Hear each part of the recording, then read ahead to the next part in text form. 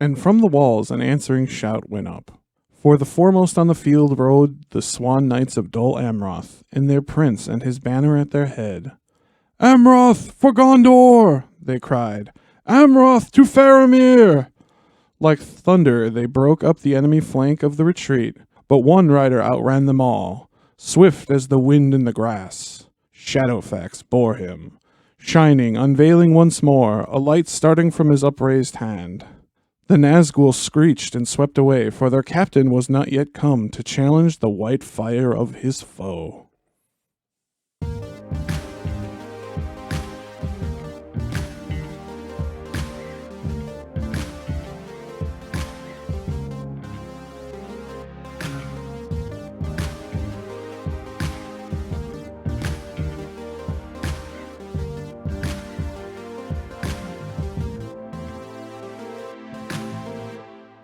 Hey, I'm Danny J. I'm Joel N. I'm Trevor D. And we are Keep on Tolkien. Yeah. Welcome back, everybody. Welcome back, everybody. Happy holidays. It's 420 special. Happy holiday. Happy holiday.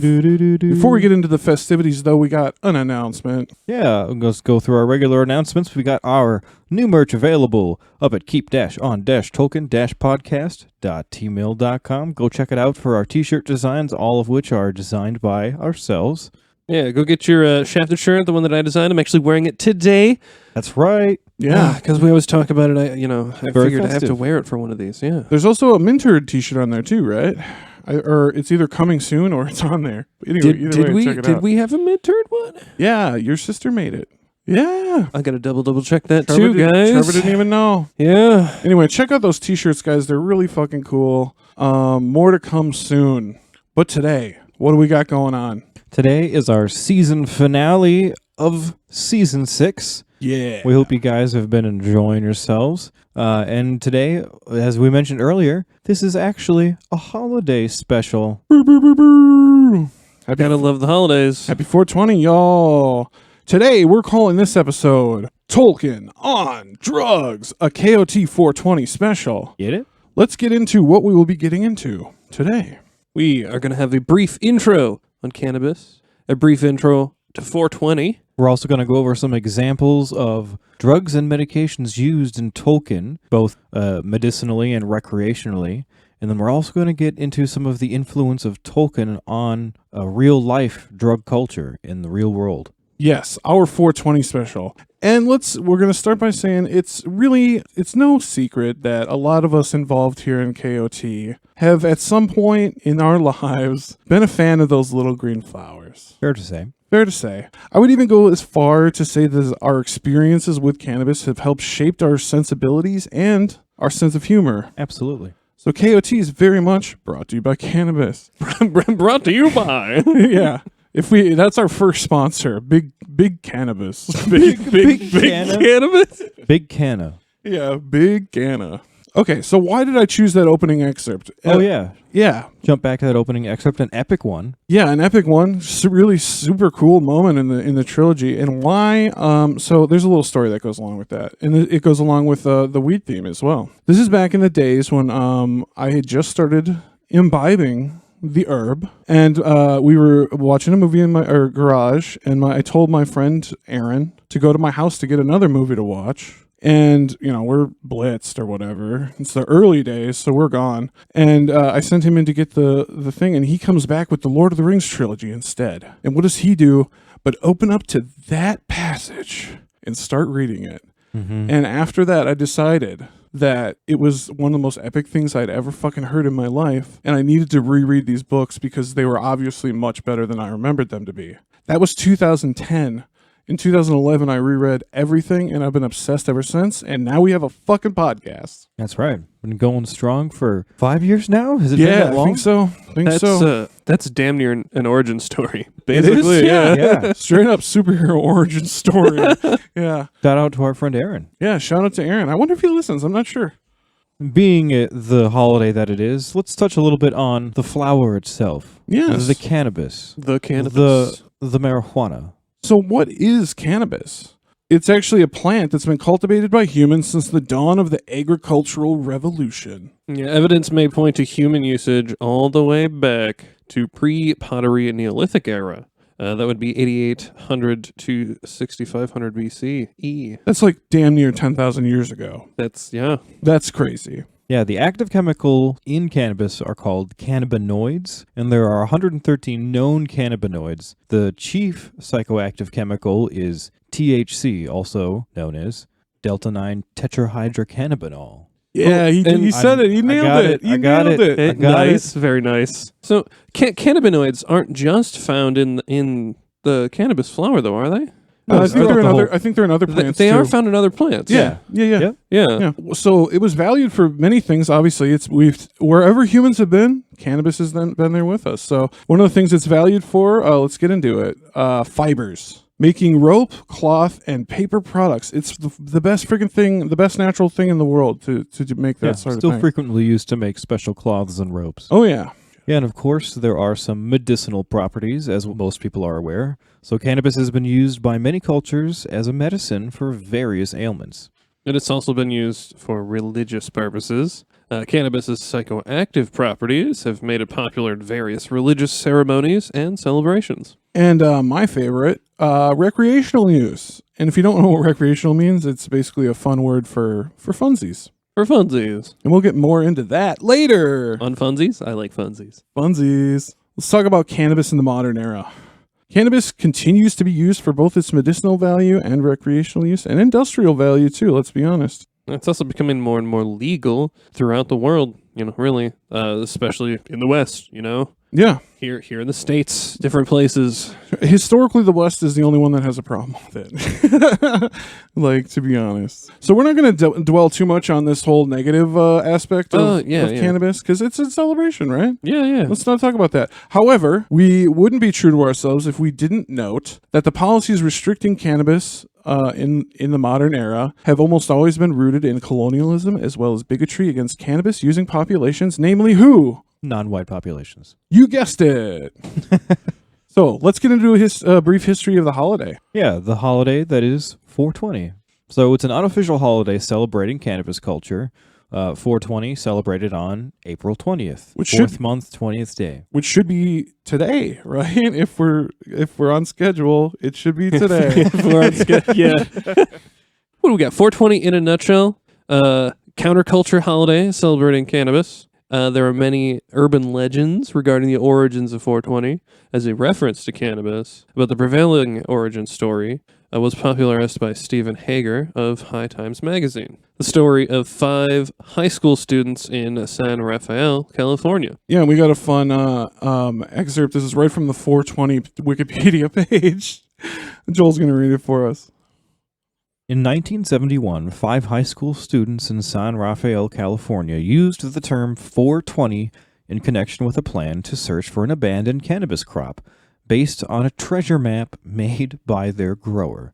Calling themselves the Waldos because their typical hangout spot, quote, was a wall outside the school, end quote, the 5 students, Steve Capper, Dave Reddix, Jeffrey Knoll, Larry Schwartz, and Mark Gravich, designated the Louis Pasteur statue as the grounds of on the grounds of San Rafael High School as their meeting place, and 4:20 p.m. as their meeting time. The Waldos refer to this plan with the phrase 420 Louis. After several failed attempts to find the crop, the group eventually shortened their phrase to just 420, which ultimately evolved into a code word that teens use to refer to consuming cannabis. Isn't that fun, you guys? Holy shit, what a cool story. That needs to be a fucking movie, right? It sounds like movie material. Sounds like a fucking stoner version of the Goonies, you guys. Stoner version of the Goonies. Yeah. So the explosion of the usage of the term 420 was attributed to Grateful Dead fans. Deadheads, right? Dave Reddix of the Waldos actually became a roadie for Grateful Dead and spread the word. And now 420 is celebrated throughout the world. Yeah, there's a lot of public use of cannabis at gatherings. Yep. There's public demonstrations against cannabis restrictions or ending the war on drugs in general. You can find it at concerts and live music. Yeah, business promotions. Sales at head shops and dispensaries. Yes. Special showings of films important to the cannabis subculture also exist. Sometimes yeah, even podcast specials. Sometimes even. Check that out. Yeah. Who would imagine? So we wouldn't be fair people if we didn't get into the more negative side of this holiday, right? Yeah, we got to touch on it a little bit. Oh, we got to be realistic. because there's so much negative about it, right? And we're going to get into those things right now. So, first of all, 2 studies claim that the risk of fatal traffic accidents increased on April 20th. But upon closer examination by less biased and more credible scientists, the conclusion was that the evidence did not support that claim. However, theft is a problem. Oh, yes, theft. Theft. That's right. Theft of what, Trevor? Specifically, signs of any variation of the number 420. Oh, no. What a crime. Fun fact, in Colorado, this became such a problem that on Interstate 71, just east of Denver, the 420 mile marker was repeatedly stolen. So the Department of Transportation replaced it by a mile marker reading 419.99. Yeah. But as stoners really love irony, that sign was stolen as well. That is really fucking funny. People would. Yeah, that doesn't surprise that me one almost bit. sounds funnier. Apparently, 420 is the most stolen sign behind 69. Nice. Nice. Really? Yep. So let's get into it, guys. Let's get into some substances known for their medicinal use in Tolkien. Yeah, let's jump right into the Tolkien stuff. let's do it Elvish first. Yeah, you guys were gracious enough to listen to our 420 intro. Let's get into Tolkien. Yeah, so let's first start by talking about some of the elvish medicines. First on our list, we've got something known as elf liquor, or the actual name, Miruvor, Miruvor. the cordial of Imladris. Yeah, the Miruvor was named after the Miruvore, which originated as the nectar of the Valar, made from Yavanna's flowers, and they poured that during festivals in Valinor. Ooh, bet you that would taste real good. Oh yeah, dude. It's like dandelion wine made by a god. Yeah, but anytime you hear the name Miruvor, it's usually specifically referring to the cordial of the elves from Rivendell. It was possibly a different substance, an imitation to the Miruvore, and perhaps named after it. So Miruvor was described as a liquor with the power to grant renewed vigor and strength. It's known to be clear and colorless and have a warm and fragrant smell. Yeah, we've got a lovely excerpt here from the Fellowship of the Ring, Book 2, Chapter 3, The Ring Goes South, by Trevor. This will be the death of the halflings, Gandalf, said Boromir. It is useless to sit here until the snow goes over our heads. We must do something to save ourselves. Give them this, said Gandalf, searching his pack and drawing out a leather flask. Just a mouthful each, for all of us. It is very precious. It is Miruvor, the cordial of Imladris. Elrond gave it to me at our parting. Pass it around. As soon as Frodo had swallowed a little of the warm and fragrant liquor, he felt a new strength of heart, and the heavy drowsiness left his limbs. The other also revived and found fresh hope and vigor. Hell yeah, so it's definitely, it's more than just a literal liquor. There's some kind of magicalness to it. It's clearly It revitalizes the body and spirit. A lot of these drugs are actually magic drugs in a way. Is there an alcohol content in this? They do describe it as a liquor, so it does have alcohol content, and based on the description of warming up your limbs and stuff. Yeah. You can guess sense. It's probably higher than like a beer or a mead. It's probably a liquor. Definitely would get into your blood if it's warming you up and stuff. We actually talk about that because the traditional use of the word liquor just means anything with alcohol in it. Mm. We use it for more spirits, but we'll talk more about that later in the alcohol section. That's right. Can't wait. So let's touch on another item well known to the elves and elvish culture. Yeah. Lembas. Yeah, we were kind of debating on whether or not to add this to the list. Yeah, I mean, lembas bread, it's not necessarily a medicine per se. It's more of like a nutritional supplement, but sort of like a magical one. Yeah, I'm still okay with considering it a substance per se. Yeah, it's kind of like a supplement, I guess. Yeah, it's super concentrated nutrition. Yeah, like an elvish protein bar. I've actually been dieting, and so I've been eating a lot of protein bars. Oh? And they make your farts smell terrible, you guys. Don't eat too many protein bars. I bet you these elvish ones probably just... Yeah, what do you think lembas made your fucking farts smell like? Maybe. If you were just eating nothing but drinking water and eating lembas? Flowers? Oh, that'd be cool. Something pleasant. It'd be cool if maybe it just wouldn't make you fart. Maybe it's just like such great nutrition you just don't You don't even need to fart. Don't even fart. Dude, so my roommate made a bread from a recipe that was supposed to be what lembas bread was supposed to Yeah. kind of be like. Well, was it like an unleavened bread or like a cracker? What was it? Think like a scone, but without anything really fancy about it. You know, Okay. more a little spongier, but Okay. yeah, no filling or sugar or nothing really. Well, lembas is also known as the way bread of the elves. It's usually used on particularly long journeys by the Eldar, and the recipe is closely guarded by the elves. Yeah, they usually don't even let mortals eat it. Only twice in history was it ever gifted to mortals. Trevor, what was the first time? The first age, Melian gifted lembas to her adopted son Turin and his band of outlaws. Yeah, given to him by Beleg, right? That's right. Our Beleg best friend. And in the third age, it was gifted to the Fellowship of the Ring by Galadriel. As everybody knows. And apparently it tastes fucking awesome. How many pieces do you eat? 4. 4. I fucking love that line. from Yeah, the it's so movie. funny. That little burp he does too, that Yeah, it was Yeah. amazing. it's so funny. Yeah, and apparently it tastes amazing as well. It's not just some crappy bread. So for more information on this, let's listen to a excerpt here from the Fellowship of the Ring, Book 2, Chapter 8. Farewell to Lorien. This is a quote of Gimli, and we're going to be listening to this read by Danny. Why, it is better than the honey cakes of the Bjornings, and that is great praise. For the Bjornings are the best bakers that I know of, but they are none too willing to deal out their cakes to travelers in these days. You are kindly hosts. All the same, we bid you spare the food, they said. Eat little at a time and only at need, for these things are given to serve you when all else fails. The cakes will keep sweet for many days if they are unbroken and left in their leaf wrappings, as we have brought them. One will keep a traveler on his feet for a day of long labor, even if he be one of the tall men of Minas Tirith. Damn, so just one of those is all you need for a whole day? Yeah, And Pepinate 4. and 4 of them, yeah. God damn. I wonder how many calories it is. I was just It's gotta be gonna like say, 10,000 There's got calories to be a at least. lot of calories. Yeah. It sounds delicious, though. So, yeah, I got a little story here, similar to Trevor's story about real lambas bread. Oh, yeah. We have a friend, we're not going to dox her or anything, but we have a friend. She's pretty much the Heisenberg of making cannabis edibles. And one year for my birthday, it was a couple years ago, she made me special lambas bread. Remember that? Oh, yeah, I do. And they were like she made little leaf wrappings and everything, and they were strong as fuck, and they were really fun. And she gave me like a whole bunch of them on my birthday and was like, have fun. Revitalize the spirit. Yeah, I love that person. So let's get into some, for you Dunedain heads out there. Wow. Whoa.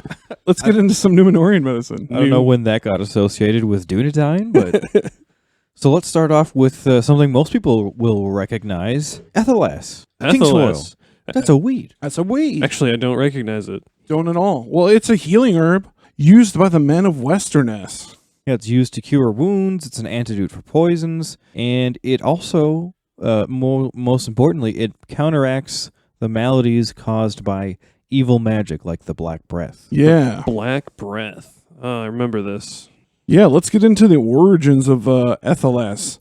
As far as we know, Ethylas came to Middle-earth from Numenor. Yeah, it grows wild, but only in places where the Dunedain camped or lived for a while. Yeah, we should say in the Third Age, it grows wild, only in places where the Dunedain camped or lived. Yeah, it's super useful. So it's like always wherever there were Numenorians, there was Ethylas. It just follows them.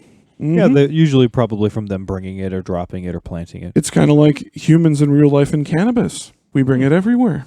However, Ethylas may have been growing in Beleriand in the First Age. Yeah, the herbs brought to Luthien by Huon to heal Beren of his arrow wound, back in the tale of Beren and Luthien. Some people think that this may be Ethylas. Yeah. Ethylas is also known as Kingsfoil in Gondor. Yeah, and in Gondor, its healing properties are not known until Aragorn uses it to heal Merry and Éowyn in the Houses of the Healing. That happens right after the Battle of Pelennor Fields and the Return of the King.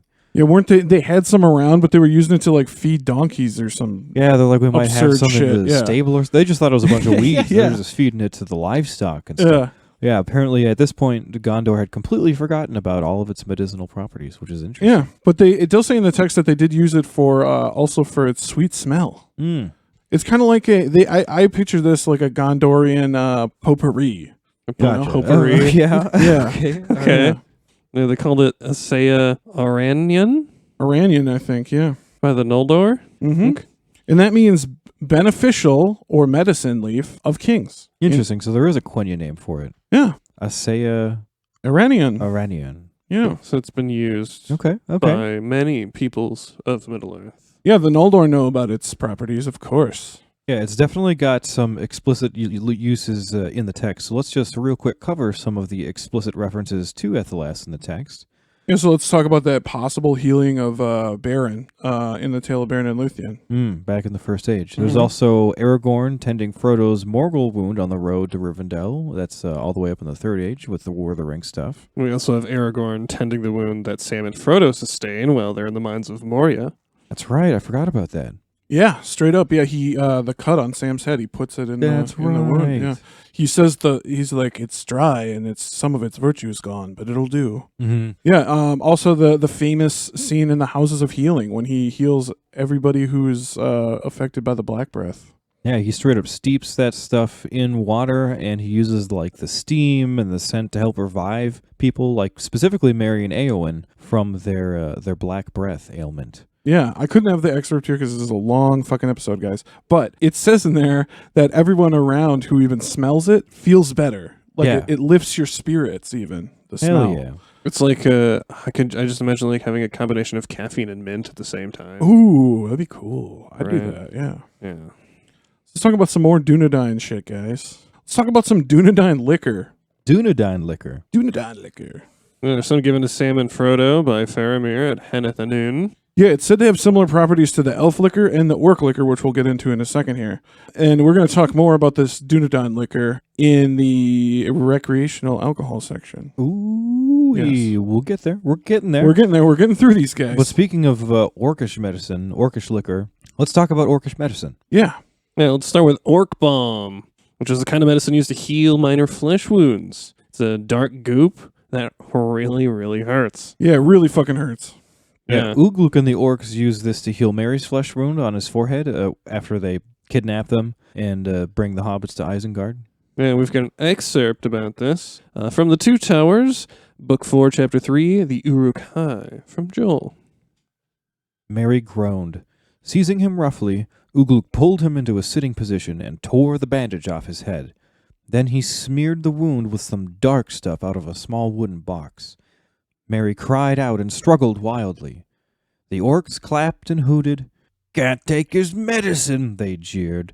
"Doesn't know what's good for him. Aye, we shall have some fun later." But at that moment, Ugluk was not engaged in sport. He needed speed and had to humor unwilling followers. He was healing Merry in orc fashion, and his treatment worked swiftly. When he had forced a drink from his flask down the hobbit's throat, cut his leg bonds, and dragged him to his feet, Merry stood up, looking pale but grim and defiant, and very much alive. The gash in his forehead gave him no more trouble, but he bore a brown scar to the end of his days.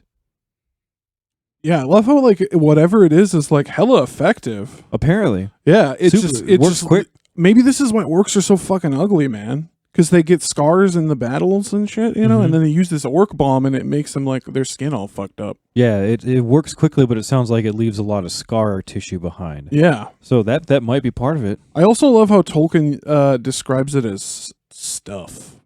Yeah, just dark stuff. Out of this guy is so descriptive of everything, but he's just like some dark stuff out of a box.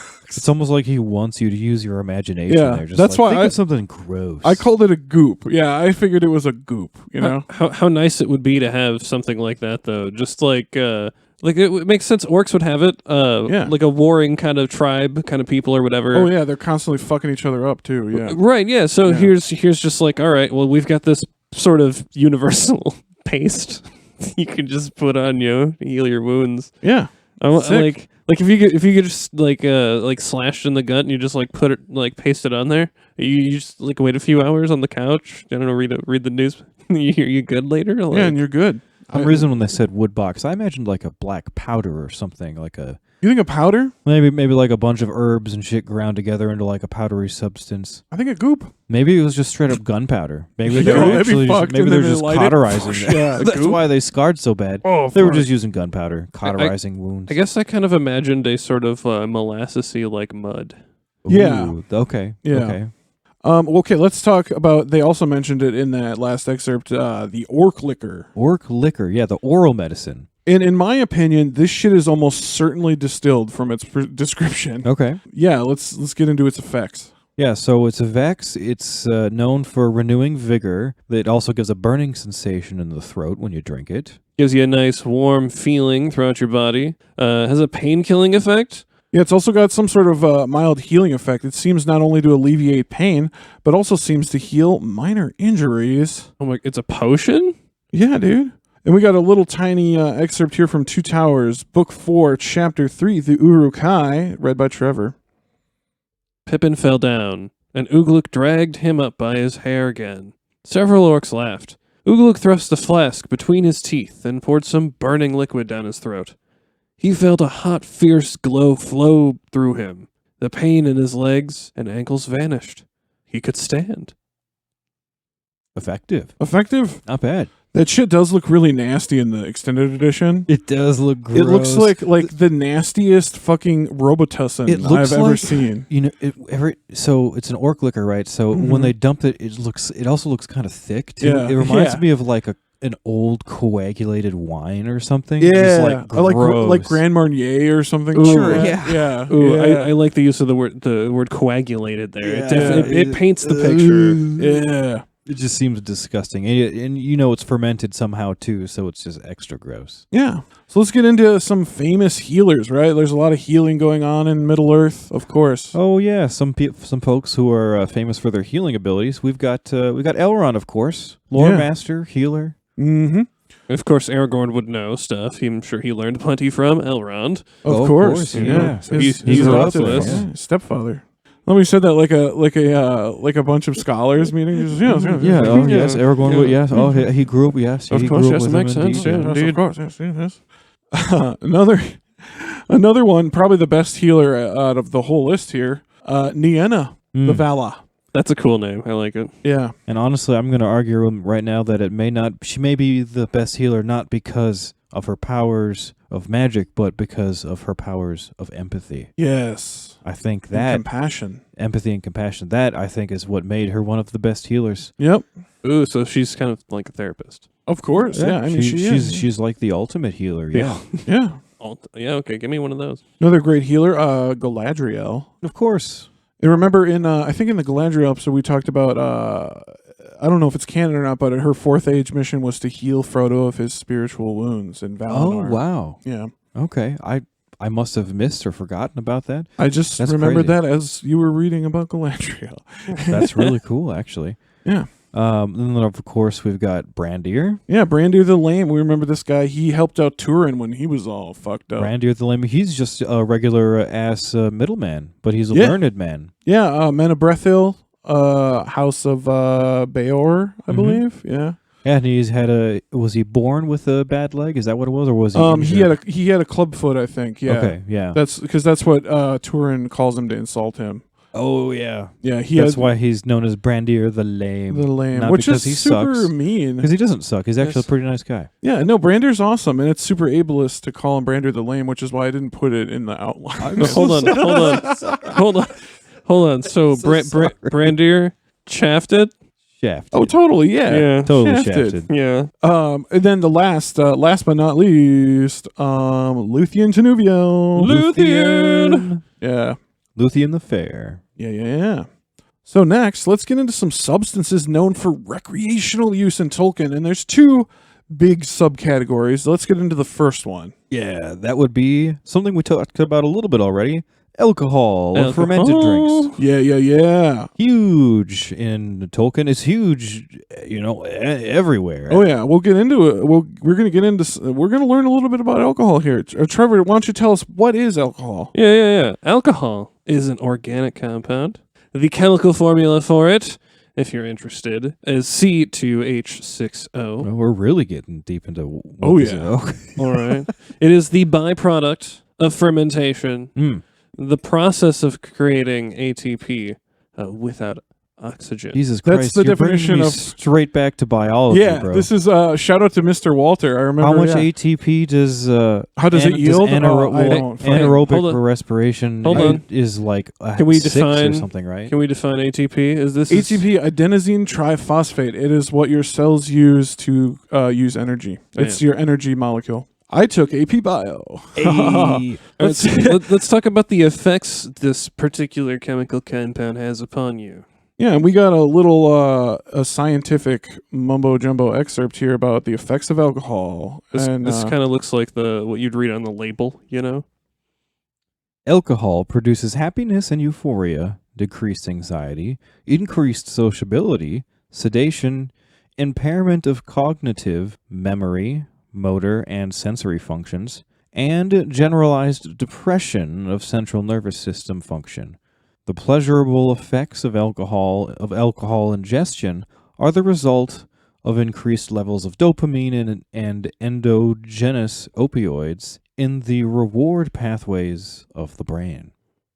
in layman's terms, getting fucked up is cool. No, I'm It just makes you feel good. Yeah, makes you feel good. So how do we make alcohol? How is it made? The alcohol we drink is known as ethanol or ethyl alcohol. All right, because there's a few different ways to ferment things and get alcohol-type products, but not all of them are safe to consume. Right, methanol is an alcohol you can't drink, and so is isopropyl. Don't drink those. No, don't do that. Nope. But ethanol, that's what we're looking for. Or Yeah, rather, ethanol's the ethyl good one. alcohol. That's the one that we can consume. Food grade. It's made when yeast ferments the sugars found in grains or fruits or vegetables. Yeah. Let's get into some different, we're going to get into the list of different types of alcoholic beverages in Tolkien. Let's start with the first one. One of the most popular beverages ever, beer. Yeah, in real life and fiction. Beer. You know? Yeah, everybody loves beer. Everybody, I love beer. It makes me a jolly good fellow. Have you ever heard that song? No. No. Sorry. It's an old like country song or some shit. So beer is the oldest and most widely consumed alcoholic beverage in the world and third most drank potable liquid behind water and tea. I found that outrageous. That's like pretty far up there, actually. Yeah. That's pretty far up It's there. above milk. That's a lot. Oh, That's when you put it in that context. That's pretty crazy. I wouldn't. I wouldn't fit in Middle Earth. No. Like orange juice, milk, like these are all lower than beer? What the fuck? We're such a boozing culture. Holy Well, this shit. is in the context of real life, right? This is real life, yep. Yeah, okay. Yep. Most widely, yep. Oldest widely, yep. Wait. Oh, I just thought this was Tolkien. This No, was real this life. is in real life, Yeah, dude. This is real life we're talking about. Yeah, this here. is not Tolkien. This is in real life. It's the third most drank potable liquid behind water and tea. Bam.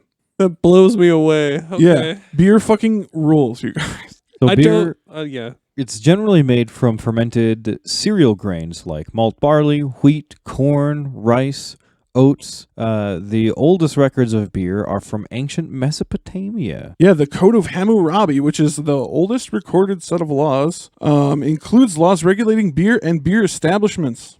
Yeah, prayer to the beer goddess was popular. Also a way to remember the recipe for beer. Because writing was new and most people were illiterate. Yeah. I was honestly going to track down that fucking prayer and put it in here, but this episode is way too long.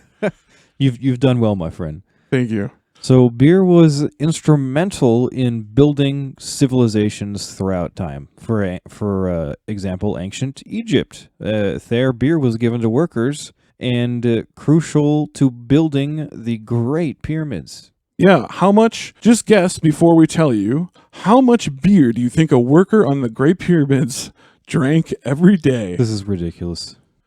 4 to 5 liters is the answer, you guys. Per day, per person. Per day. That's a lot of. That's a lot Beer. of fucking A lot of beer. fucking That's a lot of beer for a Holy worker. Shit. Yeah. So let's get into some examples of beer within Tolkien in the Legendarium now. Yeah. So, of course, in the Shire, fucking everywhere, all the Yeah. time. Too many to list as specific examples, really. Yeah, you can, a lot of places in Tolkien, it's pretty much implied that people are drinking beer all the time. All the time. Everywhere. Yeah, yeah. Except up until when? What happened? the Scouring of the Shire. Yep. When it was made illegal. Yeah, for that fucking sucks. The Shire prohibition, if you will. That's one of the things that makes Sam snap.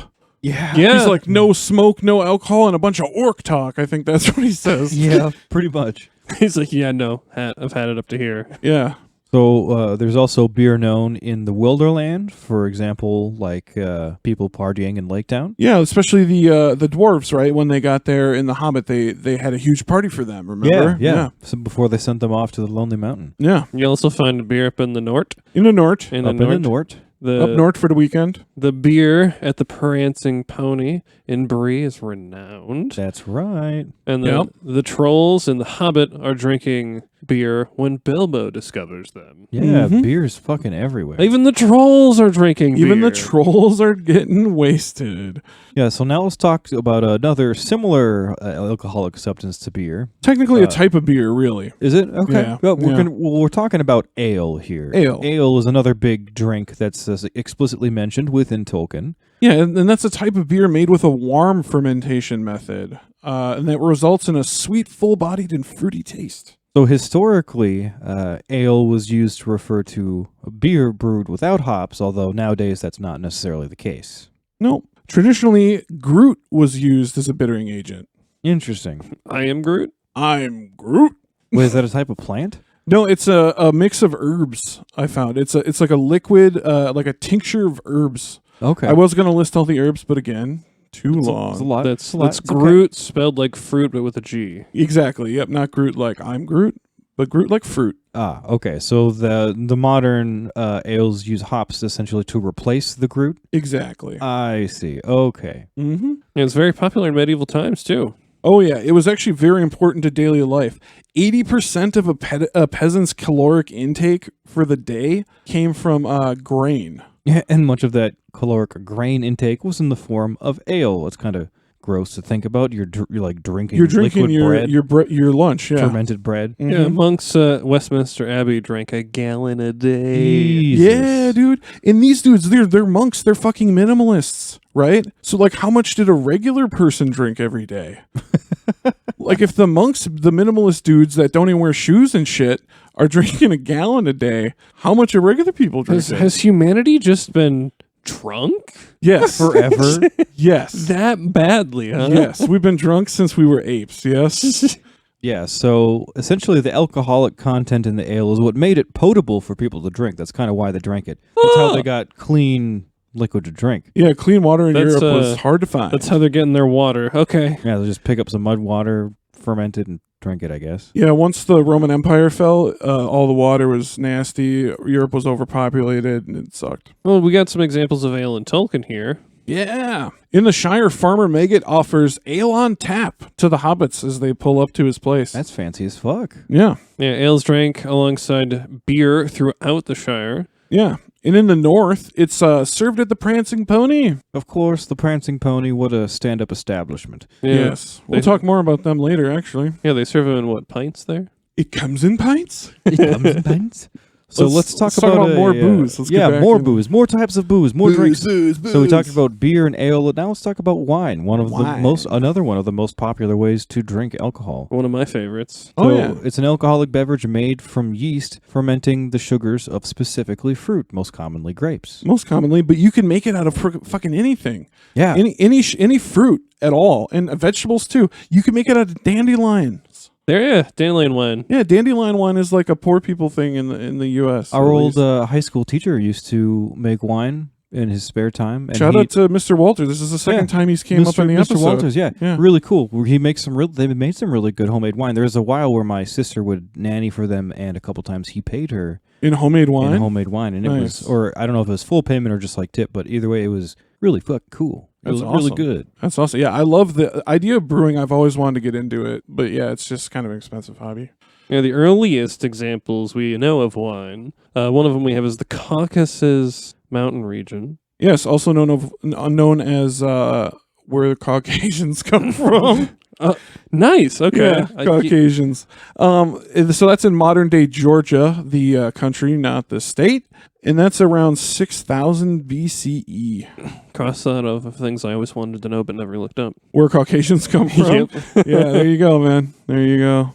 So some examples of wine within Tolkien. So jumping back into the Shire, we've got specifically Old Wynyards, a particularly strong red wine from the South Farthing. Oh yeah, very popular, very famous. Bilbo has a collection of it.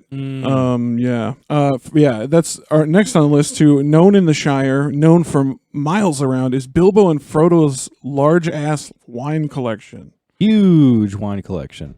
Yeah, and they actually made it a point to say that Frodo did not sell it to the Sackville Bagginses when he sold the house. The wine Frodo, was too important. The wine comes with. Fuck you guys, I'm taking all the wine. Yep. Oh yeah, I'm sure their wine was just to die for. They had a Bag End actually has a beer barrel in the cellar, or like in the, I don't know if it's in the cellar, but it's like they have a legit beer barrel For like tapping? They got it like for aging. For draft beer. Oh. Hell yeah. You mean draught? Draught beer. Draft. Yeah. British people. Yeah. What about in Gondor? What do Gondorians drink? Well, yeah, the Dunedain Rangers, we talked about this earlier a little bit. The Dunedain Rangers drink a pale yellow wine that is their Dunedain liquor. It has a similar effect to the Merovir, and Frodo and Sam are given this drink by Faramir after being brought to Henneth Anun. We got a quick excerpt here from The Two Towers, Book 4, Chapter 5, Window on the West by Danny. The wine coursed in their veins and tired limbs, and they felt glad and easy of heart, as they had not done since they left the land of Lorien. It just chills you out, sounds like. Yo, I would love, sign me up for this Dunedain wine, baby. I wonder what it tastes like. You know, I've never been a huge drinker just because my stomach can't really handle it. Hangovers are not my thing. I hate that. Yeah. But that little warm feeling that it's talking about when you've had just enough, like a drink or so, or maybe something a little strong, and you feel that warm feeling pulsing through you. It's just, that is a nice feeling. Yeah, I love that shit. Yeah. Yeah, I do like that. And you definitely don't want Joel to drink too much because, and if I'm gonna embarrass Joel here, hopefully That's okay. It's a publicly known. It's public knowledge that Joel is the loudest vomiter I've ever fucking heard in my life. Oh my god! You could hear it through walls. You two can attest because yes. you've known me forever. I mean, Trevor, you're Listen, my roommate. I lived with you. Yeah. You've heard me through the bathroom walls. I'm pretty sure he kicks his legs around. There's definitely some moments where I was like sitting on the couch and I was like, "Oh damn, is he okay?" Like, so like if it's like if a normal person vomited but also screamed while they did it. That's what it sounds like. I can't help it. It's the way it's I always know, Joel. been. It's just how God made you. I wish I could be a gentle vomiter. Some people, they're just like, oh yeah, let me just go throw up real quick, and they'll just like open their mouth and just like, they'll just slide on out. I don't know. My body doesn't work that way. Anytime it happens, it's very violent and it hurts. It's awesome. I'm gonna record it next time it It's happens not around awesome. me. oh my god. Well, Joel, let's bring it back to that warm feeling that you get. Something if you want to not drink alcohol, but you still want that kind of warm feeling. Make a hot chocolate. Put a little cayenne pepper in it. That's really fucking weird. Interesting. I've never heard of that. Yeah, it's a spicy hot chocolate. Interesting. I'll have to try that sometime. Nice. Well, let's get back to wine. Let's talk about some. Let's get into this. This is fun. The Lake Town Mirkwood connection, as I called it. In Thranduil's halls in Mirkwood, they love getting fucked up. Yeah, they do this. They have feasts all the time. They love drinking that wine. Yeah, there's a known trade network for wine between Thranduil and the men of Lake Town. Yeah, this is because vines didn't grow in Mirkwood, so all their beloved wine had to be obtained in trade. You know, the men of Lake Town ferry barrels of wine up the river running to Mirkwood. The empty barrels are sent back down river to Lake Town. And this is how Bilbo helps Thorin and company escape the elven halls in the quest for Erebor. Yeah, they're sneaky escaping the barrels. Yeah. Sneaky escape. Let's talk about another type of liqueur / booze. This one is something that is a new friend of mine. I was introduced to this at Renfest this year, and it's one of my new favorite soft liquors. Okay. Mead. Mead is delicious. I've talked about on the show how I'd never tried it before. Yeah. Update. I've tried it. It's delicious. I love it. And I would love to get real fucked up on it one time. It would be fun. Yeah, right in the same vein as like beer or ale, but higher alcohol content. Oh yeah, right? maybe that's why I love it. Yeah. Sweeter, higher alcohol content because all the extra sugar, it's got higher alcohol. But Yeah. let's get into it. What is it? So what is mead? Trevor, why don't you tell us? Mead is made from fermenting the sugars in honey mixed with water. Fruits, grains, spices, or hops are sometimes added to alter the flavor, and it can be more than 20% alcohol by volume. Ooh-wee. Yeah, I That's love pretty that. good. That's pretty good. I'm pretty sure that shit at the Renfest. Shout out to the people that do the mead booth at the Renfest. Yeah, they got good shit. Oh my god, that mead is so good. I had like 2 or 3 of them, and I was like, Woohoo. Yeah, I feel like if you're going off of the previous option, like wine, you find most wines are probably somewhere like between 12, 13, right? like 12, 13. Maybe you'll find a 16, 18 if it's something Yeah. crazy. But like a mead, 20%, baby. it's the next step, right? Yeah, and what I love about mead too is like it's literally honey, water, and delicious shit. Just whatever you can find that's delicious, throw it in the mead. Make it taste good. Yeah, I always fantasize about mead like being awesome, and every time I try it, it's just not. see, Got a I think funny- some meads have a it's- funny aftertaste that I can't get by. I don't know what it is. It's like a leather boot or something. But I love it. I was surprised by how much I loved it. Well, where they used the guy had a lot of mead in the Rohirrim. Yeah, Oh yeah, let's get into some examples of mead in the Legendarium, the Rohirrim. yeah. They're famed for their love of mead, actually. Yeah, Mediceld was made as a giant mead hall, more or less, and Mediceld even means mead hall in Old English. Yep, true shit. In Lorien, the Fellowship drinks from the Cup of Parting. It is described as a white mead. And we've got an excerpt from the Fellowship of the Ring, Book 2, Chapter 8, Farewell to Lorien, read by Joel. Then she brought the cup to each of the company, and bade them drink in farewell. But when they had drunk, she commanded them to sit again on the grass, and chairs were set for her and for Celeborn. Her maidens stood silent about her while she looked upon her guests. At last she spoke again.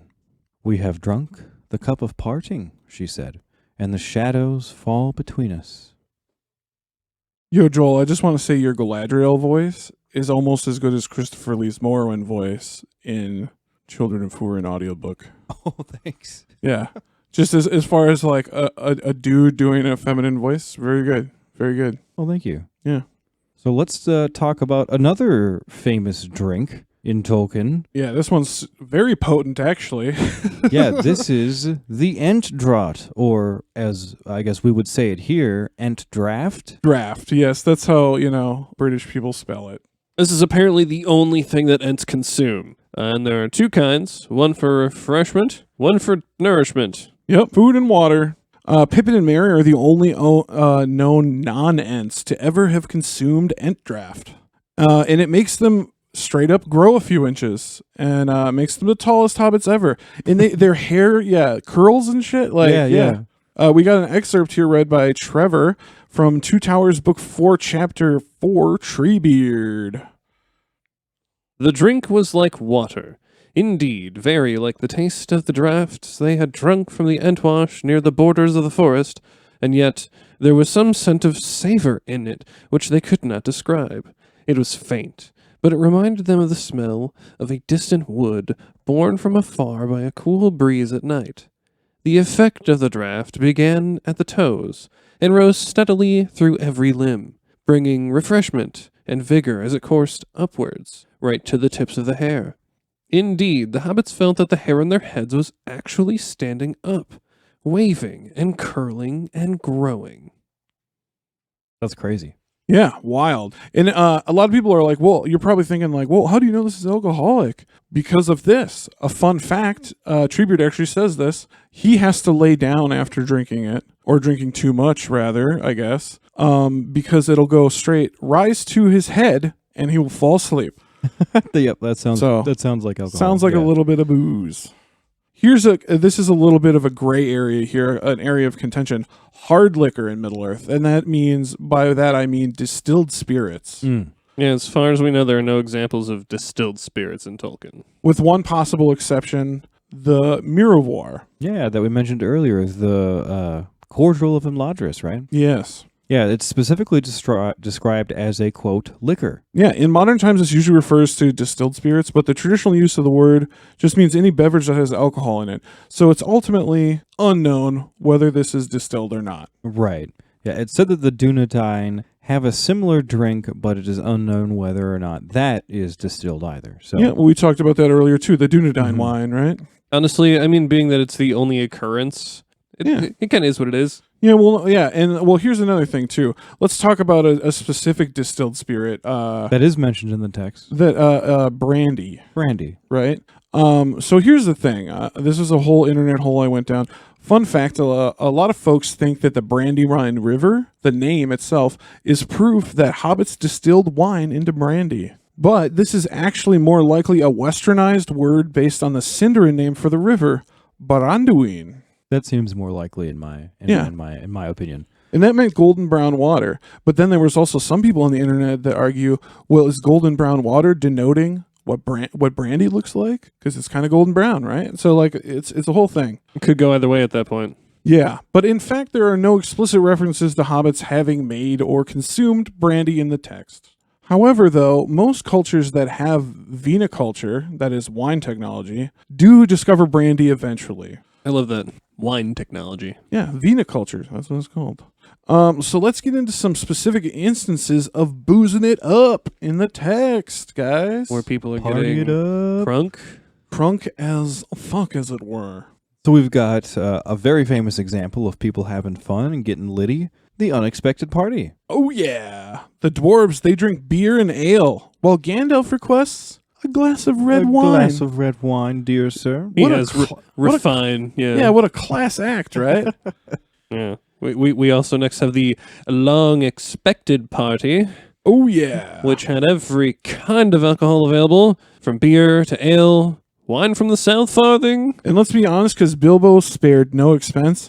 Probably booze from everywhere. Yeah. They probably had mead made by the Bjornings and from the Rohirrim, and Ooh-wee. like, could you imagine? Bjorning mead. would be Bjorning mead? Beautiful. He had to have had like a whole separate booth for his exotic booth. Yeah, dude, Like, where it's just of all like, his come drink, boozes. come get fucked up on things you never knew existed. Yeah. You know?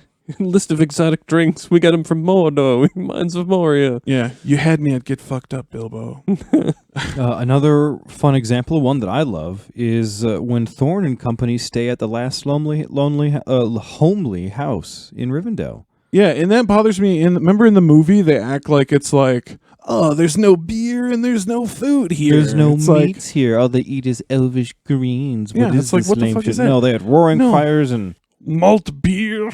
they did actually though. I know that's Yeah. I know that's a dwarvish That's a dwarf but line, but yeah. They did have those things. Yeah, in they the have beer. lodges. Yeah, elves love drinking just as much as everybody else in Middle Earth, baby. It's explicitly said that there's like a little bit of something for everyone. Yeah, In Rivendell. yeah. It's whatever you want it to be, baby. Speaking of Rivendell, another instance of people partying it up is when the hobbits go to Rivendell during the War of the Ring storyline. Oh yeah, they have a little feast and they meet Gloin and stuff, and yeah. Oh yeah. It's a whole thing. Another instances of boozing.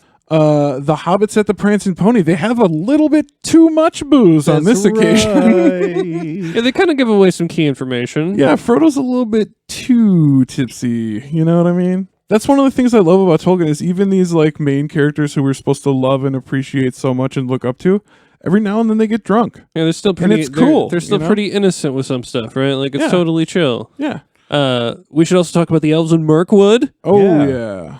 yeah. We talked about that Thranduil connection, the Mirkwood Lake Down connection earlier. Yeah, Thranduil is definitely fond of his wine. In particular, it says Thranduil's fond of wine. In particular. And Bilbo actually switches Thranduil's wine with the regular wine to make the guards pass out in The Hobbit. And so Thranduil's wine was apparently a lot stronger than the regular stuff. Oh, he had special wine. Gotcha. yeah, Okay. it was the Okay. king's wine. Yep. Yeah, they didn't notice the taste. You definitely notice the taste when your wine is like. quality. Yeah. Theoden and Aragorn, they also drink together at Meduseld. They drink wine brought to them in a cup by Eowyn. And the whole, like we said earlier, the whole building is actually just a giant mead hall. Yeah, so there was a lot of drinking going on So in yeah, there. anytime you're in there, you'd be drinking mead. There's also Lake Town. That's when Thorne and company, they get a little pampered on their way to the Lonely Mountain. Oh yeah, When they food stop and in drink. Lake Town. We've got Pippin and Merry at Isengard. They offer their guests wine or beer. And they also be smoking, which we're about to get into in a little bit here. That's right. Right. Frodo and Sam at Henneth Hanun. They drink the Dunedain liquor given to them by Faramir. Yeah, Farmer Maggot, Frodo and company, they drink beer at dinner. He offers them ale, but then they drink beer, which is, whatever, but that's what happens. Yeah, let's also just mention a few of the famous bars or taverns or other places to drink in Middle-earth. Yeah. Because let's face it, Middle-earth is just a good place to get fucked up in general. But yeah, here's some places if you're touring Middle-earth and you want to get fucked up, here's some places you can go. The Green Dragon, of course. Of course. And then we got the Golden Perch, which is actually located in Stock, which is near the Brandywine Bridge. Okay. And Pippin says it's the best beer in the East Farthing. And he's mad because they won't let him go there. Oh, this is during the scouring, right? No, this is when they're leaving the Shire. Oh, when they're about to leave. Remember, Okay. he says shortcuts yeah. make for extra time, but inns make longer ones or something like that. Oh, that's Yeah. right. Yep. Yeah. We've also mentioned it several times. The Prancing Pony, owned by Barlaman Butterbur. It's been in his family for generations. Yeah. You know? And not only is this a good place to get fucked up, it's a very important place to network and shit like that, Yeah, right? in general. The Dunedain Rangers congregate there. That's where Frodo meets Aragorn. Thorin and Gandalf end up meeting there, and that's where they plan the quest for Erebor. Yeah. Yeah, I guess, their beer kicks ass. Yeah. Another thing, straight up kicks ass. And one of the reasons it kicks ass even more is because in the Fellowship of the Ring, Gandalf blesses the beer. And he says may it have, quote, an enchantment of excellence for 7 years. Hell yeah, Gandalf. Yeah, and then when they come back in the end of the book, Barlaman Butterbur's like, the beer is so fucking good. Oh my God. Yeah. What a boon to receive. Yeah, That's, wow. Yeah, Meduseld, another place to get fucked up, of course. Of course. The last homely house. Yeah, Elrond's place. Lorien's another good place. Oh yeah, a lot of partying.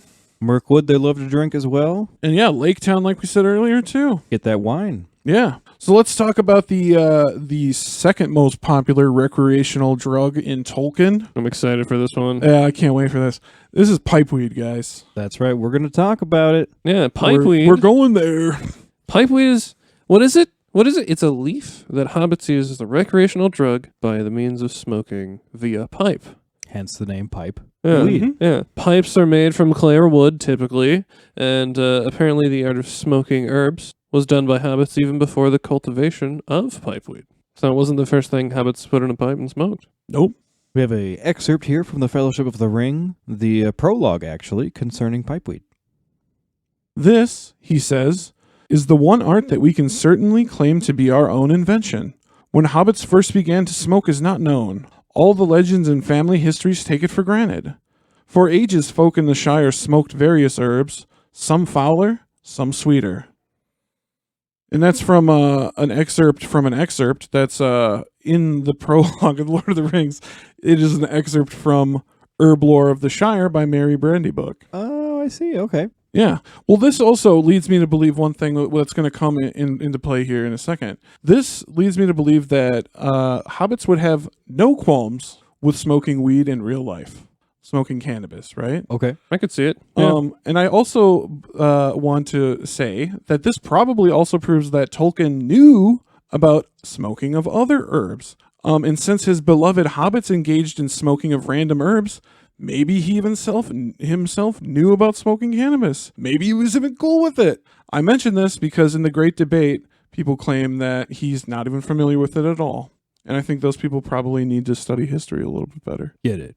Yeah. But where does pipeweed grow?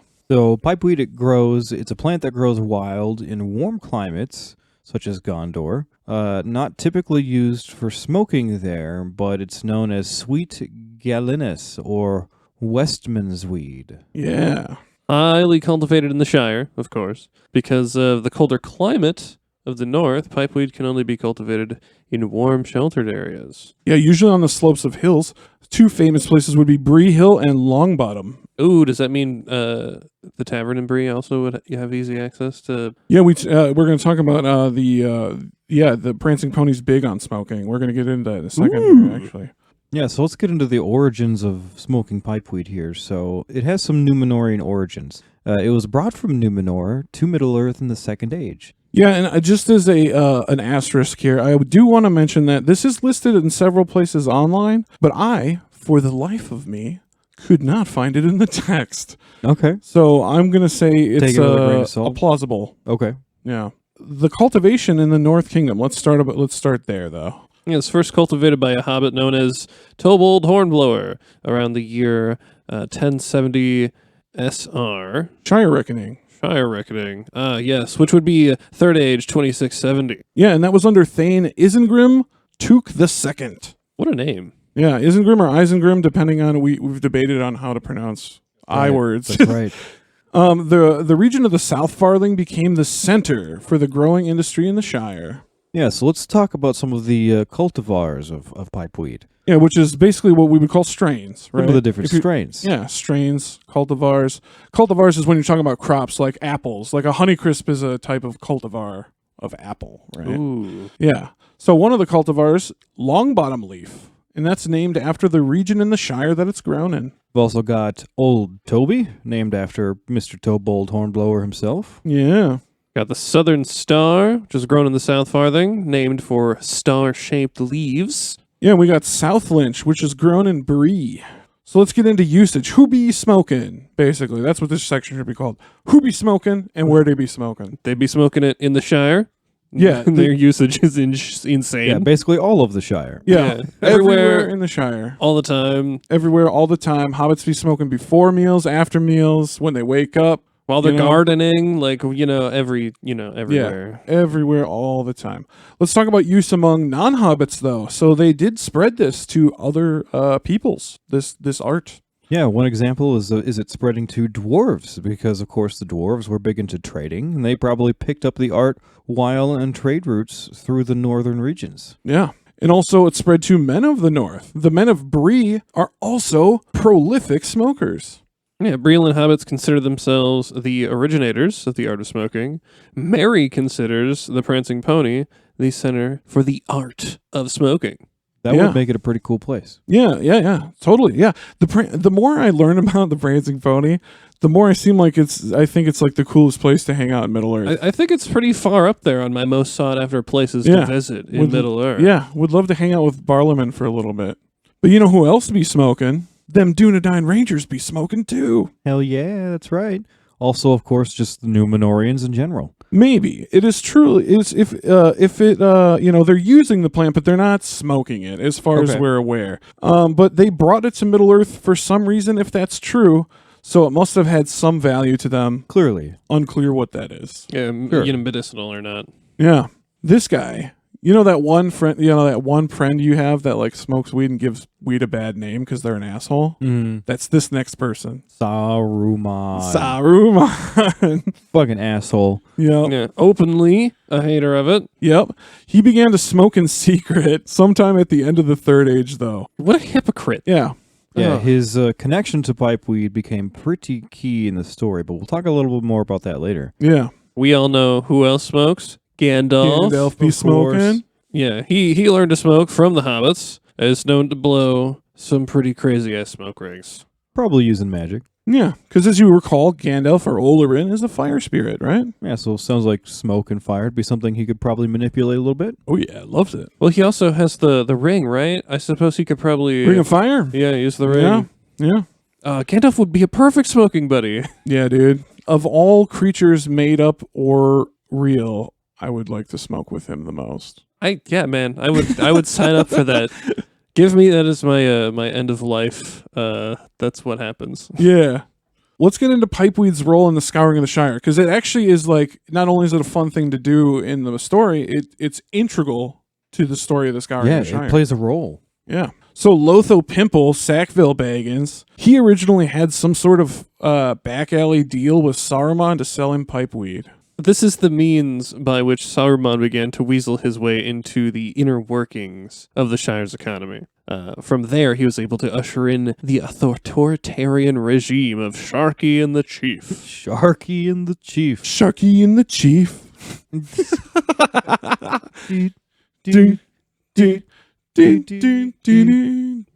Sharky and the Chief.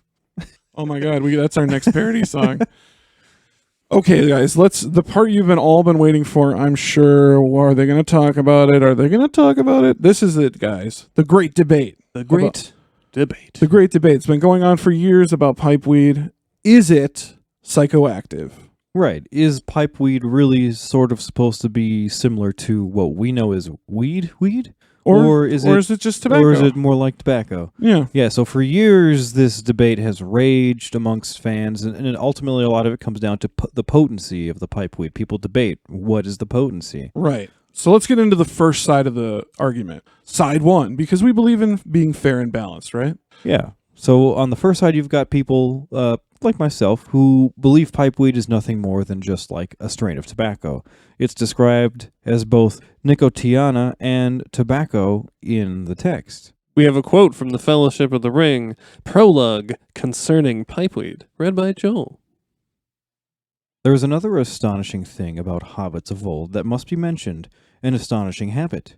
They imbibed or inhaled, through pipes of clay or wood, the smoke of the burning leaves of an herb which they called pipeweed or leaf, and a variety, probably, of nicotiana. A great deal of mystery surrounds the origin of this peculiar custom, or art, as the hobbits prefer to call it. Right. So there you have it. He says nicotiana. Later on in this same pipeweed, concerning pipeweed, he uses the word tobacco. So that's side one. That's where I come from. Yeah. But we should also talk about side two. You flip the tape over. Yeah, let's flip the tape. Yeah, one of those old from the 90s, right? Yeah. Cassette tape. You remember those sick-ass cassette players that switched sides for you? You didn't have to flip the tape? You could just push Those a were button high to class. switch. That was, man. next generation technology. Okay, let's get into the other side. And this is... Today, I was very centrist about this debate until today, and I've done a decent amount of research on this, guys, and I did find some stuff, and I might be on the other side now. So the other side, pipeweed has a more potent effect than tobacco, and may even have properties similar to cannabis. This was probably just wishful thinking. Or is it? And I used to say that this theory was just fun to play around with, and fun because we're all stoners. Blah, blah, blah, blah, blah. It's fun, right? But it had no foundation in text until I found this quote. And Trevor's going to read it here. This is from obscure part of The Unfinished Tales, Chapter 3, The Hunt for the Ring. And this takes place at the White Council. Both the silence and the smoke seemed to greatly annoy Saruman. And before the council dispersed, he said to Gandalf, "When weighty matters are in debate, Mithrandir, I wonder a little that you should play with your toys of fire and smoke, while others are in earnest speech." But Gandalf laughed, and replied, "You would not wonder if you used this herb yourself. You might find that the smoke blown out cleared your mind of shadows within. Anyways, it gives patience to listen to error without anger. But it is not one of my toys. It is an art of the little people away in the west, merry and worthy folk, though not of much account, perhaps, in your high policies." Okay, guys, so right there, this, to me and many people, this does suggest that pipeweed does in fact probably have an effect on how the mind functions. And he says straight up, it gives you patience to deal with the dumbasses that you have to deal with every day. It says patience to listen to air without anger, right? So it's like, I'm going to listen patiently and puff on this pipe while you say some stupid shit, right? And then so it basically allows your mind to think about things in a different light. It, quote, cleared your mind of the shadows within, right? That sounds a little bit more intense than nicotine, in my opinion. Stronger effect. Yeah, if it's clearing your mind of anything, it's definitely like another way of saying it's like refocusing. Like, Tolkien would have to be incredibly hyperbolic right now for me to believe that he was just talking about tobacco, the effect of tobacco. Yeah. And who's to say if it's like what we would know as weed, or something like in between, right? Like it could be its own unique substance that who knows? And ultimately, honestly, at the end of the day, this is a fun debate, but who cares? It's fantasy. The hobbits love doing it. Let them have their thing, man. Why we got to judge them on the standards of our world? You know what I mean? It's unfair. It's true, and it's only really deemed a joyous thing. Like even Saruman's like, you know what? There's something about this that's just like Well, my theory about that, positive. Saruman started smoking because he's so paranoid and so jealous of Gandalf that he was like, what is Gandalf getting out of this? Yeah. Oh, so yeah. What does this do to Gandalf Mhm. that I need to have this power that this herb gives you? That was how, and that's my opinion at least. Here's the thing I feel though, right? It's definitely a thing that you can do in private and secret, but there's a whole other level of it when you are doing it in the company of others. It's true. And Yeah. Gandalf, definitely a socialite, doing it in public. That's what Saruman missed, man. Yep. He missed out on the power of friendship. Exactly. Yeah. My sociology professor used to say when they were getting rid of the smoking sections at at Invery Hills. You remember this era, Joel? Oh, I remember that very well. Yeah, and he used to say that it's bad for sociability to get rid of them because like these smoking sections are social hubs. They you know? are, yeah. Yeah. This is one of the few places that I would actually talk to people I don't know. Same here. All things considered, I'd say there's a pretty good chance pipeweed is more potent than tobacco in the very least. And I had to add this section here. Gandalf does a really alpha move here after this conversation with Saruman.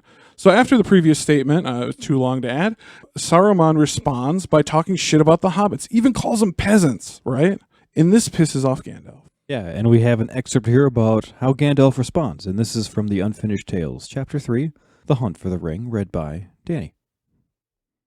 Gandalf did not laugh again, and he did not answer. But looking keenly at Saruman, he drew on his pipe and sent out a great ring of smoke, and with many smaller rings that followed it.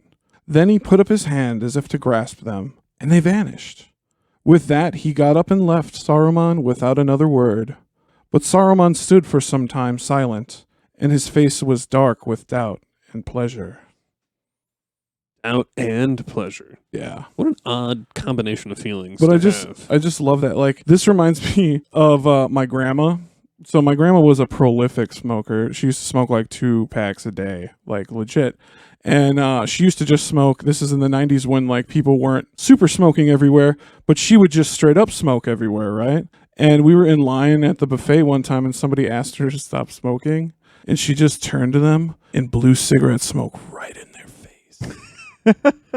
Just bam, just blasted them. Oof. It was the ballsiest thing I've ever seen anybody do in my entire life. But yeah, that was my grandma. She was fucking Ballsy crazy. as fuck. Yeah, she had more balls than I do. That's for damn sure. You're going to talk to me that way? Just okay, guys. Well, that's our section on pipeweed and the Great Debate. Let us know what you guys think. Hit us up on the Discord or Twitter, social media. What do you guys think? Do you think it's more on the level of tobacco, or do you think it's a little more psychoactive than that? Is it more on the level of a cannabis? Yeah, you've heard the arguments. Make your choice. All right, guys. Let's get into some more fun stuff here on the 420 special. Let's talk about Tolkien and drug culture. That's right. Yeah, because Tolkien has had a huge effect. Drug usage was popular among the artists of the era when Tolkien exploded in popularity. So, I mean, let's face it, that's every era. Every era, drugs are popular with artists, right? Yeah. So some famous druggy Tolkien fans, and these are just people that have known to do marijuana or harder drugs. I didn't include alcohol on this list because everybody would be on the list, right? So some famous fans include Stephen Colbert, James Franco, Stephen King. Oh yeah, partied hard in the 70s and 80s. Barack Obama. Also a former stoner. All of the Beatles. All of them did lots of drugs. And they actually wanted to make their own film adaptation of the books, but they were unable to get the rights. Tolkien didn't like that. Oh, that's right. The Beatles adaptation of the Lord of the Rings that never was. That never happened. Yeah, Led Zeppelin also. Very famous Tolkien fans. And then producer Dan from H3 Podcast. If you guys watch H3 Podcast on YouTube, I had to add this one because I discovered this one myself. I was watching the show, and Ethan, the host, brought up elves. It was around Christmas time. They were talking about elves, and he said, "Don't all elves have blonde hair?" And Dan chimes in, and he says, "Not all elves have blonde hair. It really depends on the type of elf. If you're talking about the Noldor or the Sindar elves." And I was like, yo, if you know that, like, you're pretty nerdy already. So, like, got to give it to Dan. He likes to party. He's a former stoner, and he also likes Tolkien. Shout out to Dan. Yeah. So, what time is it now, guys? I think we know what time it is. It's actually time for something called What Time Is It? What time is it? Oddly enough. What time is it is a sketch that we did for the 420 special here. And hopefully you guys enjoy it. Enjoy, friends. Enjoy. Enjoy. It was in this time that Gandalf the Grey had first befriended the hobbits of the Shire. He was making his way around the Shire, learning all he could about the ways of the hobbits. He strolled merrily down a road in the South Farthing. The sun was shining without a cloud in the sky. Birds sang in the trees as spring was coming into its fullness. Oh, what a beautiful day. By Vada, this is truly amazing country. He walked along, humming to himself and talking aloud. Oh, and what delightful little creatures these hobbits are. I love learning everything about their peculiar ways. Just then Gandalf stopped. He was passing through a grove of trees when he caught a sweet scent on the air. Ooh, what's this? What a marvelous scent. Gandalf sniffed again. The smell was coming from the grove of trees. He moved toward the grove. Well, perhaps I should follow my nose. Gandalf moved his way deeper into the trees, following the scent. He saw through the trees that there was a clearing ahead, and in the middle was a large oak tree, and from behind it there was rising rings of smoke. Gandalf approached silently. He stood on the opposite side of the tree. There was a small voice and muffled coughing. Ooh, Tobold Hornblower. You're a genius. Oh, this stuff is the shit. Gandalf peeked around the large oak and saw a hobbit. He was blowing smoke out of his mouth and nose. He puffed on a wooden pipe with a long stem. Ooh. Oh, this is going to be big, Toby. Yes, indeed. Oh, we're going to grow so fucking much of this shit. Oh, man, this shit, it grows like... it grows like weeds. Just then, the hobbit started giggling and puffing enthusiastically on the pipe. I know. That's what I'll call it. Pipeweed. Just then, Gandalf stepped around the tree and out into the open. He stood there smiling at the hobbit. Good afternoon, young Tobald. Tell me, what have you got there, my lad? The hobbit looked up at Gandalf startled. He was hunched over with the pipe in his hand. His eyes were half closed. They were red and puffy. Oh, hey, get out of here, Gandalf. You don't want any of this shit. What is it? It's pipeweed. What does it do? Well, it makes everything more fun. That sounds most pleasant. But I bet it causes quite a headache the next morning, like when I've had too much wine. Well, no, there's no hangover, man. Gandalf rubbed his chin pensively. Well, it must be an exceedingly rare herb, then. No, grows like weeds, homie. But like I said, you don't want any of this. Gandalf looked at Tobold in the eye. They stared at each other through squinted eyes. Neither one of them spoke. I think I do. No, you don't. Yes, I think I do. Fine, but you better not tell anyone. Tobold repacked the pipe with the brown leaves. Gandalf provided the fire. The two puffed on the pipe with their back against the tree. Gandalf began to cough, and his cough slowly turned into a giggle. Oh, goodness gracious. Oh, my.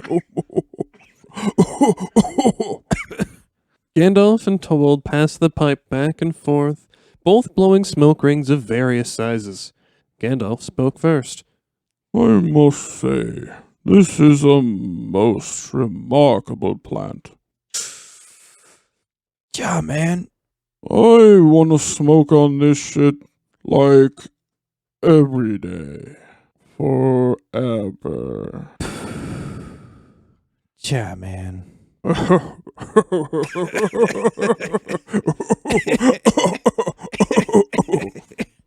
The laughing and coughing filled the air. They continued to pass the pipe back and forth, blowing more smoke rings. "Hello there!" A voice spoke, and a young hobbit with a feathered cap and a staff was standing there beaming. It was Pango Boffin, the sheriff. "Hi there, Mr. Gandalf! Mr. Hornblower!" Tobold leaped to his feet, frightened. He tossed the pipe into the woods. Oh, shit. It's the cops. Run! Gandalf looked confused. Tobold grabbed Gandalf by the beard, pulling his face close to his. Fly, you fool! Tobold turned to run, but tripped over his own 2 furry feet. He fell to the ground face first. He lay there with his beet red eyes staring wildly up at the sheriff. Suddenly, both Gandalf and the sheriff laughed. Oh,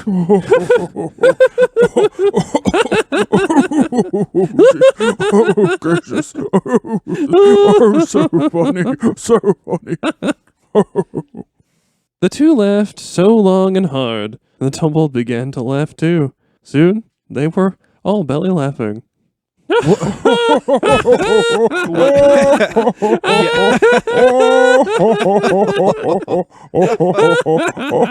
Goodness gracious.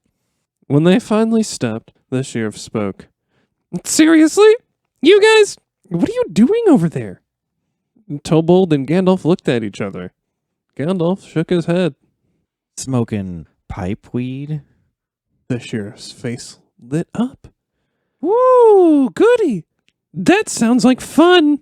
I want to smoke it too!" Gandalf and Tobold stared at each other silently for a moment. Then they both shrugged. They packed the pipe again and passed it around. Soon, all 3 were laying against the tree laughing.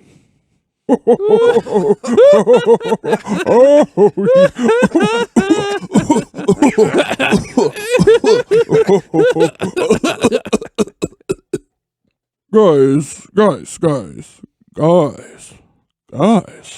I just thought of something. What? If you guys are halflings, are Numenorians holings? The 3 burst out into laughter. They laughed and they laughed. Soon they were fast friends, all 3. After a bout of laughter, Gandalf let out a sigh. What time is it? Pango held his fingers out towards the sun. "Almost 4:30. All right, I've got an idea.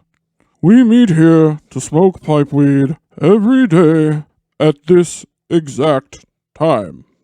That is the best fucking idea I have ever heard." Killer. Now, let us smoke one for the road. Oh, yes.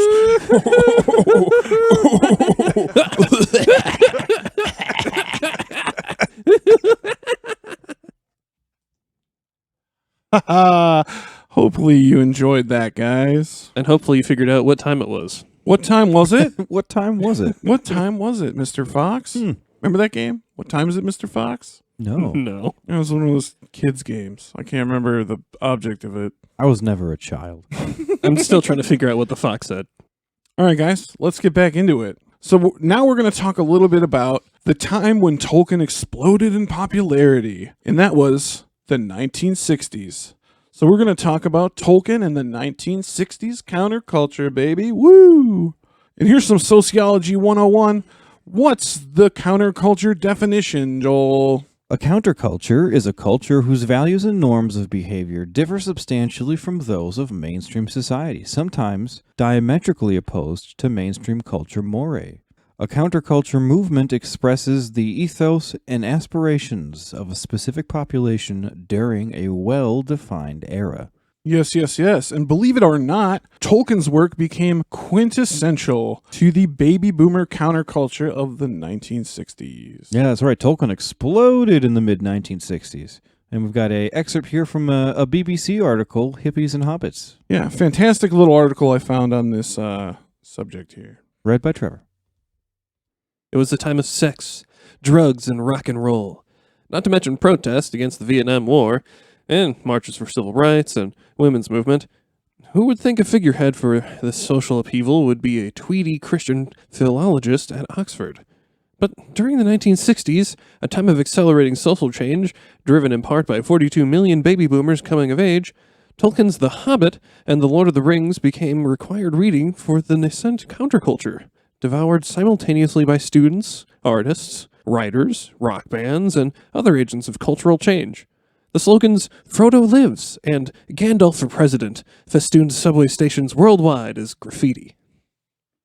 Yeah. Everyone was all over it. Yeah, man. These hippies really friggin' love Tolkien, and like some of y'all are still around today. Maybe y'all are listening right now. I would honestly love to hear from you. These old, the old heads, the hippies, man. Hit us up. I didn't know either of those phrases were a thing. Frodo lives and Gandalf for president. I'd seen That was something new I learned. I've seen Frodo lives photos before, but that was it. So let's talk about some of the movements of the 1960s and 70s that were inspired by Tolkien. Yeah, I mean, there's the anti-war movement, the environmentalist/anti-industrialist movements, and the feminist movement. And we have a excerpt here from that same BBC article, Hippies and Hobbits, read by Danny, sir.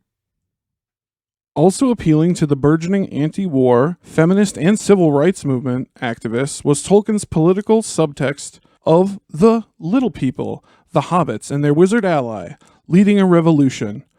The military-industrial complex targeted by the protesters resembled Mordor in its mechanized, impersonal approach to an unpopular war. When he is drafted into bearing the ring to Mount Doom, Frodo feels an overwhelming longing to rest and remain in peace in Rivendell. Those who led the fight against Sauron's army stood reluctantly, hoping this would be, quote, the war to end all wars. Likewise, Lady Eowyn of Rohan, struggling to overcome the limits of patriarchal society, answered Aragorn's question, "What do you fear, lady?" with the lines that resonated among the second-wave feminists of the 1960s. "A cage," Eowyn said, "to stay behind bars until use and old age accept them, and all chance of doing great deeds is gone beyond recall or desire." I can imagine how that would be inspiring. Yeah, I do really like that quote. it's a sick quote, yeah. Yeah, what a brilliant thing to say. Like that, bam, wow, what a character. Yeah, Eowyn rules. I love her. Just really interesting stuff here that I didn't really know, guys. I didn't really know about this connection between the 1960s and 70s counterculture and Tolkien. Let's talk about what's big about the 60s counterculture. Rock and roll, baby. Let's talk about Tolkien and rock and roll.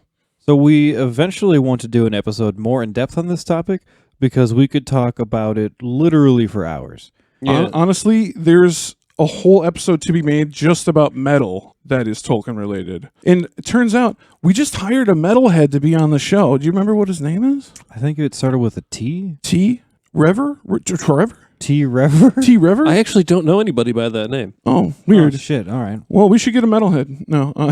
Well, anyway, Trevor's a metalhead, so I have a feeling in our future, Trevor, there's going to be you and me listening to hours of metal music about Tolkien together.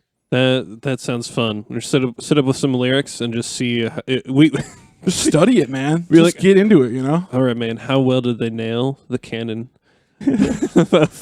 Right. Okay, so like we said, we're not going to get too into it, but we got a brief excerpt here kind of summarizing 1960s and 70s rock and roll with Tolkien, and this is from that same article, Hippies and Hobbits.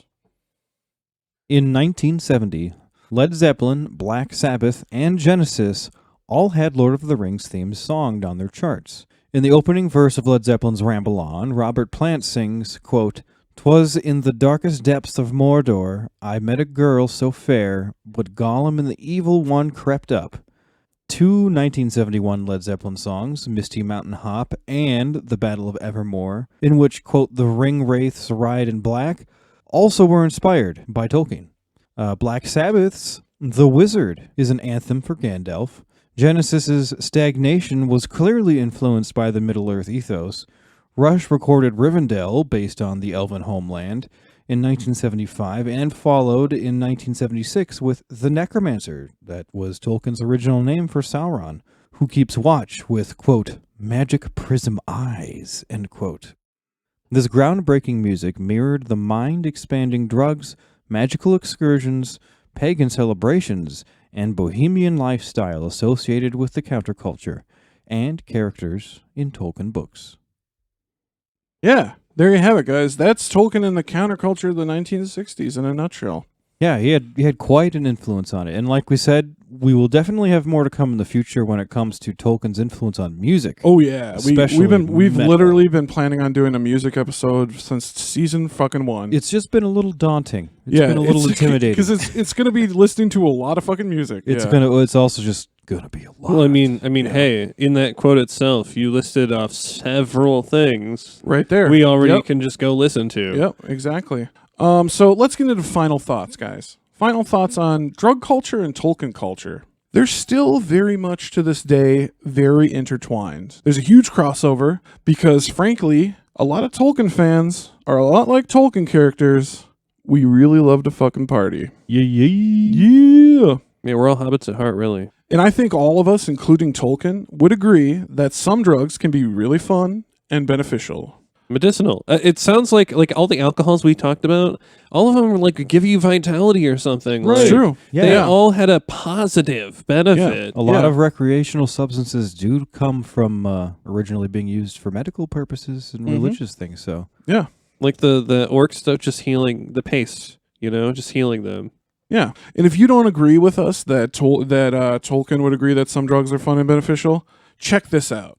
At the end of the Scouring of the Shire, the Earth literally gives the hobbits fire-ass drugs to make up for the scouring. And we've got a excerpt here from The Return of the King, Book 6, Chapter 9, The Grey Havens. And this is going to be read by Trevor. In the South Farthing, the vines were laden, and the yield of leaf was astonishing. And everywhere there was so much corn that at harvest every barn was stuffed. The North Farthing barley was so fine that the beer of 1420 malt was long remembered and became a byword. Right. Like those drugs were so fire that they still talk about them. Like that's how fire those drugs the 1420 malt. Yep. Never forget. Yeah. The beer of 1420. The beer of 1420. Yeah, they go on to say in there, people would say that was a real 1420 if you had a good beer. Yeah, that's fun. We should bring that back. Yeah. Yeah. Let's bring that to modern day. That would be a deep cut. 1420. That would be Pretty close to 420. It's got 420 in it. I didn't even notice that. 1420. 1420. Beer, beer, beer, beer, beer. So, but we also must it goes without saying that it is best to consume drugs safely in a controlled environment and in moderation if you are celebrating anything. Of course. Of course. But as another final thought, I really found it fascinating that Tolkien was a counterculture icon. Yeah, because today the Tolkien fandom is trying to be claimed more or less by the right wing, or at least the right wing as we know it here. Mm-hmm. And that's total bullshit. Yeah, today in the fandom, those who talk the loudest kind of can tend to feature some views that are contrary to the ones espoused by Tolkien's work, which is really confusing to me. And these are including but not limited to misogyny, pro-war stances, racism, bigotry, and exclusionary attitudes, pro-capitalism/commercialization, pro-industrialization, and anti-environmentalist. Yeah, very much against a lot of Tolkien's frequent themes in his writing. Yeah. And I would also like to go ahead and say that I would very much consider KOT a descendant of these original counterculture hippies. Absolutely. Like, for example, we are all people who like to party, right? Yeah. We're all feminists. We're anti-racist. We're anti-war. Conservationists. Yeah, we've all loved nature, and we believe in being environmentalists. And honestly, bottom line, without those Tolkien-loving hippies of the 1960s and 70s, I don't think there would be a Keep On Tolkien. I don't think so. That's sort of like the vibe and the culture that we fit into. That we tend to foster here. Yeah. That's where we came from. That's kind of the culture we foster. Yeah, the absolutely. Inclusive, anti-war, peace-loving type of people we are, right? Yeah. But that's about all we have today for you guys. Thank you so much. I love doing this episode. Happy holidays, everybody. Yeah, happy holidays. Celebrate responsibly. Celebrate responsibly. If you're in a place where it's not so legal, try to just don't get caught, man. I'm so sorry, but just try not to get caught. But we love you. Happy holidays. Season 7 will be coming at you later this year. We're not really sure when yet. But it'll be coming. That'll be within this year, 2023. So stay tuned. I'm excited. It'll be the first season I get to be on from start to finish. Full season. First That's full right, season guys. for Trevor, yeah. But thanks so much for listening to KOT Podcast. We'd like to give a big, big, big thank you to all of our patrons on Patreon. Subscribe to Patreon to help support us, please. Yeah, you can go to patreon.com/KOT podcast. Subscribing can also unlock some exclusive content. And just a big, big thank you to all of our patrons. And if Patreon is not your speed, we can also accommodate one-time donations. So we are just willing to accept anything you're willing to give. It's very much appreciated. We have PayPal and other services. Just contact us and we'll make it happen. Yeah, subscribe wherever you get your podcast at www.whateverthatis.com/keep-on-Tolkien to stay up to date on new episodes. And please write us or give us a nice review if you like us. We always love to see your comments. Yeah, and also follow us on social media. Join the Discord. Please join the Discord. Discord is where it is at. It is where it is at. If you love all things KOT, if you've never used Discord before, I swear I'm really bad at technology. It's very easy to use. Mm-hmm. Just sign up for it. Hit the link in the description. It'll take you to our server. You get to meet all the fun fans. It's fucking great. Check it out. Also follow us on Twitter at KOT Podcast. Follow us on Facebook at www.facebook.com/official Keep On Tolkien. And don't forget to check out Instagram as well at Keep On Tolkien Podcast. And most importantly, check out that merch store. Yeah. Yeah, that is keep-on-tolkien-podcast.tmail.com. Hell yeah. Well, thanks again, everybody, for tuning in today. Yes. Season finale. Season finale. Another season. Yeah, guys, this is episode 81. Isn't that crazy? Congrats, guys, We've on, come so on far. finishing Did you another think- one. For those of you that have been listening since the beginning, did you think that little weird podcast you found one day would have 80 fucking one episodes at one point? Here we are. Because I didn't, And we're still growing. and we're still going strong. But I have been and will continue for your listening pleasure to be Danny J. And I am Joel N. I am Trevor D. And we are who? Keep on Tolkien. Aure and Tulava. Have a good holiday. Be safe. We love you. Happy holidays. Happy holidays. Happy holidays.